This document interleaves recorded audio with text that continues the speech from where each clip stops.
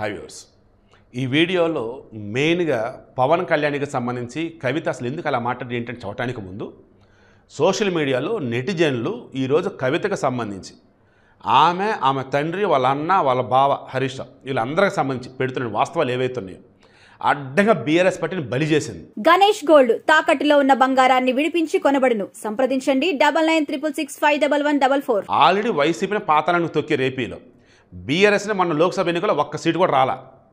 Almost దీన్ని కూడా తొక్కినట్టు కింద పడేశారు, తొక్కల. ఎందుకు? తెలంగాణలో ప్రతిపక్ష హోదా ఉంది ఇక్కడ బీఆర్ఎస్ పార్టీకి. బట్ ఇప్పుడు కవిత మాట్లాడిన మాటలు చూస్తూ ఉంటే, పవన్ కళ్యాణ్ గురించి ఆమె రెస్పాండ్ అయిన విధానం చూస్తూ పోతూ ఉంటే చేతులు అతి పెద్ద తప్పు చేసింది ఆమె అయితే. పవన్ కళ్యాణ్ నిలకడ ఉండదు. Pawan Kalyan unfortunately deputy CM అయ్యాడు ఏపీకి. అసలు ఏంటండి ఆమె మాట్లాడేది? తెలంగాణ ఫార్మేషన్కి ముందు సావనైనా చేస్తాను కానీ నేను తెలంగాణ కోసం వెనకడుగు వేసేది లేదన్నాడు కేసీఆర్. పదవుల కోసం అంటే ఎవరికి కావాలి పదవి? తెలంగాణ రాగానే మొదట సీఎం ఎవరు? దళిత సీఎం, ఎస్సీ అన్నాడు. ఆయన సీఎం అయ్యాడు. నీళ్లు నియామకాలు అన్నాడు. నియామకాల విషయంలో ఆయన చేసిన తప్పుదల వల్ల పార్టీ ఓడిపోయింది. నీళ్ళ విషయంలో కలెక్షన్ ప్రాజెక్టు ఎంత అవినీతి జరిగింది ఏంటనేది ఇప్పుడు రేవంత్ రెడ్డి గవర్నమెంట్ చెప్తూనే ఉన్నారు. నెక్స్ట్ నిధుల విషయం, ధనిక రాష్ట్రంగా ఉన్నట్టు దాన్ని పేద రాష్ట్రంగా మార్చాడు ఈ కేసీఆర్. ఇలా చెప్పుకుంటూ పోతే తెలంగాణ సెంటిమెంట్ని అడ్డు పెట్టుకొని ఈ బీఆర్ఎస్ పార్టీ, గతంలో టీఆర్ఎస్ పార్టీ ఉన్నటువంటి వీళ్ళు ఉట్టి కొట్లనమ్మ ఆకాశానికి ఎగిరింది అన్నట్టు తెలంగాణలో సరిగ్గా నిలబడలేదు. రూట్ లెవెల్ నుంచి వాళ్ళకి ఏం చెప్పాలి, దాన్ని క్యాడర్ ప్రాపర్గా లేదండి. వేరే పార్టీల వాళ్ళ నుంచి ఆ టీఆర్ఎస్లో జాయిన్ చేసుకొని ఇక వాళ్ళ త్రూ ఉన్నటువంటి వాళ్ళతోనే నడిపించేశారు. అది చూసి కేసీఆర్ వచ్చేసి ఆహా ఊహో అనుకుంటే ఇక నేను ఏదైనా సరే చేస్తాను అన్నట్టుగా టీఆర్ఎస్ తెలంగాణ రాష్ట్ర సమితిని బీఆర్ఎస్గా మార్చాడు, భారత రాష్ట్ర సమితి అన్నట్టు. ఏమైంది చివరికి? ఆ తెలంగాణలో చీకటి పక్కన పెట్టారు. కారణం ఏంటి? వాళ్ళు చెప్పినటువంటి అబద్ధాలు, వాళ్ళు ఏదైతే డెవలప్మెంట్ అని చూపిస్తున్నారు కేవలం హైదరాబాద్ చుట్టుపక్కల ఉండటం.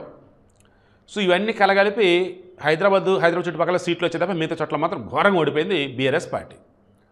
ఆ తర్వాత కేసీఆర్ ఏదైతే అన్నాడు, మీరు గనక గెలిపిస్తే మరో అద్భుతమైన పరిపాలన ఇస్తాను, ఓడిస్తారో నేను ఫామ్ హౌస్ పరిమితం నాకేమైద్ది అన్నాడు. అదే చేశాడా లేదా? ఏవమ్మా కవితమ్మ, నువ్వు ఎమ్మెల్సీ ఎలా అయ్యావమ్మా? ఆల్రెడీ మీరు ఎంపీగా పోటీ చేసి ఓడిపోతే తన కూతురికి పదవి లేకుండా ఉంటే అట్టని చెప్పేసి మీకు ఎమ్మెల్సీ ఇచ్చాడు, అవునా కాదా? మీ నాన్నకు గనక ఆ ముఖ్యమంత్రి పదవి లేనట్టయితే మీకు ఎమ్మెల్సీ ఇచ్చేవాళ్ళ? మీరు తెలంగాణ ఉద్యమంలో ఏ రకంగా పోట్లాడినారు? ఎన్ని రోజులు జైల్లో ఉన్నారు? నేను అడగట తెలంగాణ ప్రజలు అడుగుతున్నారు. వీళ్ళంతా ఎవరంటే జనసేన వాళ్ళు కావచ్చు, నాన్ బీఆర్ఎస్ వాళ్ళు కావచ్చు. ఏపీ విషయంలో అసలు ఎందుకు మీరు ఇన్వాల్వ్మెంట్ చేసుకుంటారు? ఏంటి జగన్ పరిపాలన బాగుందా? జగన్ మంచి నాయకుడా, గొప్ప నాయకుడా? ఏం చేస్తే? సరిగ్గా ఆంధ్రప్రదేశ్లో వైసీపీ పార్టీ కార్యాలయం లేదు, వాళ్ళు 3 రథాలను కడతారంట. నీ వీడియో ఇవ్వాలనుకున్నా బట్ మిస్ అయిపోయింది. ఇది మన కావ్యస్ మెడల్ ఇచ్చినట్టుకున్నాను. సో నేను అడుగుతున్నది ఏంటంటే, పవన్ కళ్యాణ్ వచ్చేసి 15 సంవత్సరాలు పార్టీ పెట్టిన 15 సంవత్సరాల తర్వాత ఎమ్మెల్యే అయ్యాడంట. పార్టీ పెట్టిన 15 సంవత్సరాల 2014 నేను పార్టీ పెట్టింది. 2009లో పవన్ కళ్యాణ్ యువరాజ్యం అన్నట్టు ఉన్నాడు కానీ ఆయన పోటీ చేయలే. ఇది పోటీ చేసి ఓడిపోయాడన్నట్టు చెప్పింది ఏంటి అసలు ఈమె? ఇవి 2014లో ఆయన పోటీ చేయలే. 2019లో పోటీ చేశాడు, ఓడిపోయాడు. దాని సెకండ్ టైం పోటీ చేశాడు, గెలిచాడు. ఈమె అసలు ఏం మాట్లాడుతున్నారు అసలు?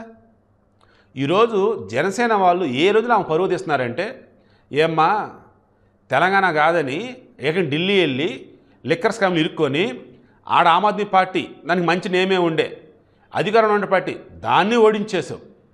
తెలంగాణలో మీ నాన్న అసలు బంగారు తెలంగాణ అన్నాడు, నాన్న ఇది చేస్తున్నాడు, మరలా గెలిచేది బీఆర్ఎస్ అని చెప్పేసి అందరూ ఉన్నారు. ఈ మూమెంట్లో ఇక్కడ కూడా పార్టీని ఓడించేసావు. ఇదంతా నీ పుణ్యమేనమ్మా. 2 చోట్ల 2 అధికార పార్టీలు ఓడిపోయిన కారణమైనదని నువ్వు. ఏపీలో వైసీపీ పాలనలో విధ్వంసం జరుగుతూ ఉంటే ఏపీని కాపాడుకోవాలని 10 మెట్లకు 20 మెట్లు కిందికి దిగి జైల్లో ఉన్న చంద్రబాబుని కలిసి ఆయనకు ధైర్యం చెప్పి బయటకు వచ్చి రాగానే ఎన్డీఏతో భాగంగా ఉన్న బీజేపీతో పొత్తులో భాగంగా ఉన్న బీజేపీ కూడా ఒక మాట చెప్పకుండా, పక్కన ఒక బీజేపీలు లేకుండా డైరెక్ట్గా ఓపెన్గానే టీడీపీతో పొత్తు పెట్టుకుంటాం, ఎన్నికల్లో పోటీ చేస్తున్నాం, వైసీపీని పాతాళానికి తొక్కుతాం అని చెప్పి తొక్కినాడు పవన్ కళ్యాణ్. అటువంటి వాడిని అన్ఫార్చునేట్లీ డిప్యూటీ సీఎం అయ్యాడా? ఏ ప్రజలు దురదృష్టమా? ఏం మాట్లాడుతామమ్మా? నిన్నేదో ఇంటర్వ్యూకి పిలిచారని చెప్పేసి, ఎదురు లేదు నువ్వు పెద్ద తెలియగల దగ్గర నేను ఏదో అడిగారని చెప్పేసి అలా మాట్లాడతానంటే అట్ట ఏ బీజేపీతో కలిసి ఉంటే వాళ్ళు మత్తత్వ శక్తులేనా? సనాతన ఉంటుంది మాత్రాన ఆయన అందరినీ ఒక ఈక్వల్గా చూడలేదా? హిందీ వచ్చే బలవంతంగా ఎవడు రుద్దాడు? త్రిభాషా సిద్ధాంతం, నేషనల్ ఎడ్యుకేషన్ పాలసీ. తమిళనాడులో వచ్చేసి తమిళ్, ఇంగ్లీషు, త్రిభాష మూడోది. మలయాళం నేర్చుకో, కన్నడ నేర్చుకో, ఎవడొద్దన్నాడు? Central government national education policy కూడా ఉంది, అదే కదా. అది తెలియదు మీకు. హిందీని బలవంతంగా రుద్దుతున్నారంటే ఎవరు రుద్దుతున్నారు? అదే పవన్ కళ్యాణ్ వచ్చేసి హిందీని బలవంతంగా మీ మీద రుద్దమని కూడా చెప్తాడంట. ఆల్రెడీ ఎప్పుడో చెప్పాడు, అది ఇప్పుడు చెప్పేది ఏంటి? సీరియస్ అండి. ఎవడెవడో మైకులు ముందు పెట్టగానే ఏదో చెలరైపోతున్నారు. అలాగే వీళ్ళు వచ్చేసి పొలిటీషియన్స్ని ఎవరో వాళ్ళు ఇంటర్వ్యూ చేస్తగానే నేషనల్ మీడియాని కానీ అది యూట్యూబర్ నార్మల్గా వదిలిపాడేసండి. నేషనల్ మీడియా ఇంగ్లీష్లో మాట్లాడుతున్నారు, హిందీలో మాట్లాడుతున్నారు, ఇక వీళ్ళు ఇష్టం చెలరైపోతున్నారు. ఆహా ఓహో మన గురించి మొత్తం అందరూ తెలిసిపోయింది అని చెప్పేసి. నాకైతే చాలా చాలా ఎంబారసింగ్గా ఉంది. కవిత గారికి ఒక రెస్పెక్ట్ అనేది ఉండే.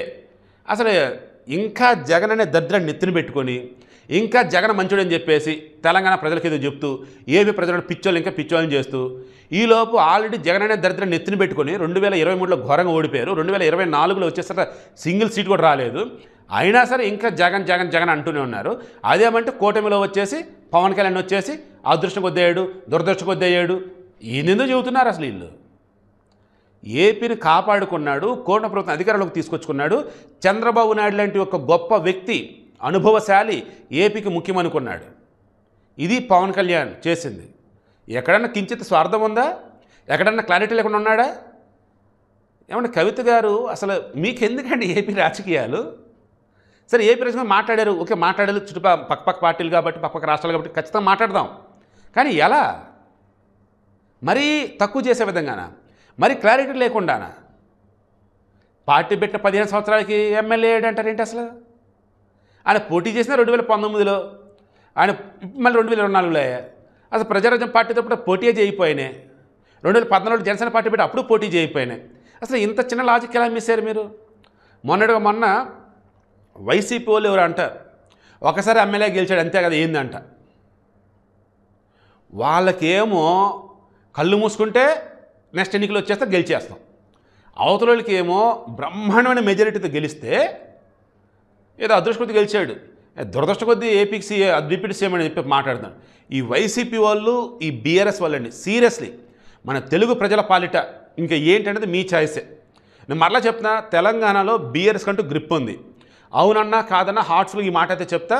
తెలంగాణకు సంబంధించిన క్రెడిబిలిటీలో చాలా వరకు కేసీఆర్కి ఉండేది నో డౌట్. విద్యార్థులు, ఉద్యమకారులు, ఎంప్లాయీస్ ఉన్నా కానీ ఆబ్వియస్లీ తెలంగాణ ఉద్యమానికి సంబంధించి తెలంగాణ రాష్ట్ర సాధన విషయంలో కేసీఆర్ క్రెడిట్ ఉంది, ఆయనకి ఇవ్వాల్సిందే.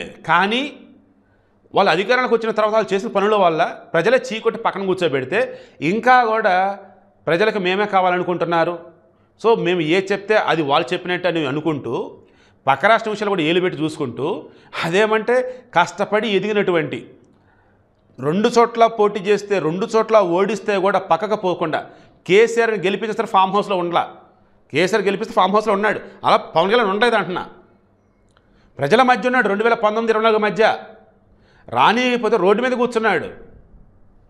అటువంటి పవన్ కళ్యాణ్ గురించి ఏం మాట్లాడుతున్నాం అమ్మ కవితమ్మ? మీరు స్త్రీ అమ్మ, అసలు నేనేం అనలేకపోతున్నాను. బట్ పొలిటికల్గా అన్నప్పుడు గలీజ్ కామెంట్లు వస్తాయమ్మా సోషల్ మీడియాలో, చూసుకోమ్మా. ఎవరెవరు ఏది అడిగారని చెప్పేసి ఏది పెడితే చెప్పకమ్మా. It's my sincere request. మీ ఫ్యామిలీకి అంటూ ఒక క్రెడిబిలిటీ అనేది ఉంది తెలంగాణలో. దాన్ని ఆల్రెడీ రేవంత్ రెడ్డి గవర్నమెంట్ వచ్చాక మొత్తం ఎలా ఏంటనేది బయట పెట్టేస్తూ ఉన్నారు. ఇంకా సోషల్ మీడియాలో బయట పెట్టే విధంగా దయచేసి మీరు నోరు జారకండి. అండ్ నా సిన్సియర్ రిక్వెస్ట్, తెలంగాణ రాజకీయాల మీద ఫోకస్ పెట్టండి, పక్క రాష్ట్ర రాజకీయాల మీద వద్దు. ఆల్రెడీ ఆ విషయంలో ఏలు పెట్టి కంపు అయిపోయింది. ప్రశాంతంగా ఒకవేళ పక్క రాష్ట్ర రాజకీయాల గురించి మీరు మాట్లాడినా మంచి విషయాలు అంటే మాట్లాడండి, ఖచ్చితంగా మీరు మాట్లాడండి, మేము కూడా స్వాగతిస్తాం. ఇప్పుడు తెలంగాణ ఉన్న వాళ్ళు ఏపీ గురించి మాట్లాడితే మాట్లాడాలి, ఏపీ వాళ్ళు తెలంగాణ గురించి మాట్లాడితే మాట్లాడాలి, మన తెలుగు వాళ్ళం మాట్లాడుకుందాం. కానీ ఏంటిది తెలిసి తెలియకుండా అజ్ఞానంతో మిడిమిడి జ్ఞానంతో కాదు. పవన్ కళ్యాణ్ అసలు ఈమె ఏ రకంగా దుష్కారంగా తీసి పడేసిందంటే ఏది ఒకసారి అయ్యాడు తర్వాత అవడు, తన రాజకీయాలు ఉంటాడు లేదో తెలియదు, అసలు రాజకీయాలు పనికిరాడు, ఆ వేలో మాట్లాడింది. అసలు ఈమె రాజకీయం అంటే స్కాములు ఇరుకోవటమా? రాజకీయం అంటే ఏకంగా అధికార పార్టీలను కూలదోయటమా?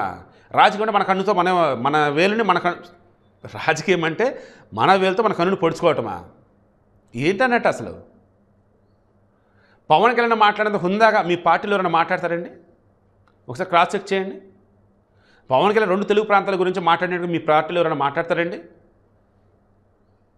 మీ అన్న ఛాన్స్ దొరికినప్పుడల్లానేమో జగన్ మోస్తున్నాడు, మీ నాయన కేసీఆర్ ఛాన్స్ దొరికినప్పుడు జగన్ మోస్తున్నాడు, ఇప్పుడు మీరు మోస్తున్నారు.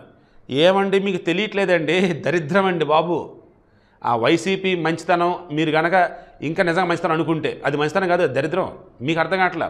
అన్ఫార్చునేట్లీ మీరు ఆ వైసీపీని జగన్ నెత్తిన పెట్టుకుంటా ఉన్నారు. అదుర్స్ సినిమాలో చిన్నపాటి కాల్పులు జరుగుతాయి. అప్పుడు కమెడియన్ రఘు అంటాడు, దాన్ని మన జూనియర్ ఎన్టీఆర్ ఆ రఘు అంటాడు, అన్నయ్య అందరిని కాల్చి నన్ను కాల్చలేదు అన్నయ్య అంటాడు. నీ కోవ్వకపోయి తెలియట్లా, ఆల్రెడీ బుల్లెట్ దిగి చాలాసేపు అయింది అంటాడు. అన్నయ్య అనేది చూసుకుంటాడు, ఆల్రెడీ బుల్లెట్ దిగుండేది.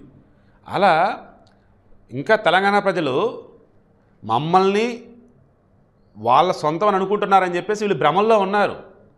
ఆల్రెడీ అసెంబ్లీలో ఓడించి పక్కన పెట్టారు, లోక్సభలో ఒక సీటు కూడా పక్కన పెట్టారు.